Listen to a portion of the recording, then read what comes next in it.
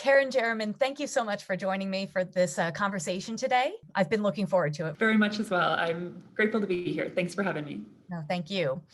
So I wanted to talk to you a little bit about some of the challenges that young broadcasters face that transition from relative anonymity to being somewhat of a public figure. So I was wondering if you have any advice for young broadcasters as they have to quickly make that pivot to being a public figure, especially since most of them have had a presence on social media since they were kids. You are now seen as a public figure and a person that people look to for information.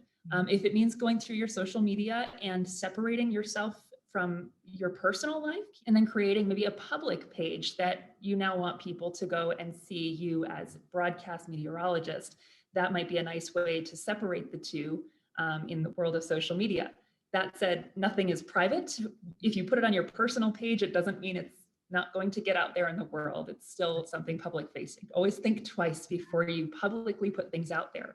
I might write a tweet and then I'll put it in drafts and then I'll go look at it later and see if I really want to send that out. One of the advantages to that is that you can actually have control over your image, right? So that's the flip side.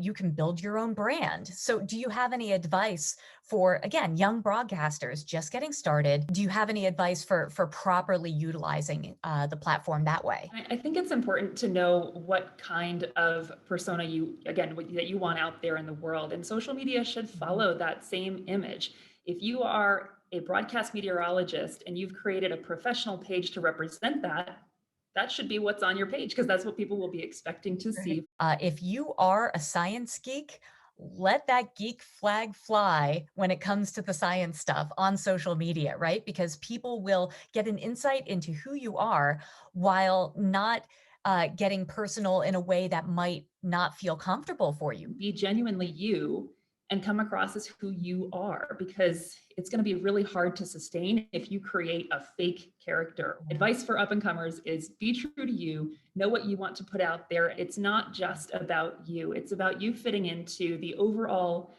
brand that the station puts out there, the team that they have developed, and the credibility that that team has also developed along the way. So you should complement that team. Especially when you're new to a market, you want to make sure that the viewers trust you. So, do you have any tips for getting that process started or expediting that process, getting people to feel like, oh, I've been watching you forever when it really hasn't been that long? Realize that every forecast you present, every time you get on the air, every event you attend is an opportunity to build up your credibility, your persona, and become a trusted voice in that local area for your viewers. Just investing in yourself and investing in your own knowledge by becoming more involved in local, maybe professional groups like the American Meteorological Society, the NWA. You're not just there to be on TV or be a pretty face, but you really care about the science and you really care about accurate communication of that for their sake. Viewers reach out to me with questions about what's happening, and I can give them a little bit of a peek behind the curtain as to what my process is, or give them a verification that, yes, you'll be in good shape for that barbecue. I think that that's another way that you can help to build that credibility and trust as well. So you might do a Facebook Live, and that's a moment of time where you are there to answer every question you can, and hopefully Yeah. by sharing that information with someone in their town and something they are looking for in that specific information, they'll come back to you again. You're not just joining a company that you're going to be employed with. You might be joining a team that they have a reputation already. They have a reputation and they have knowledge that you can learn from.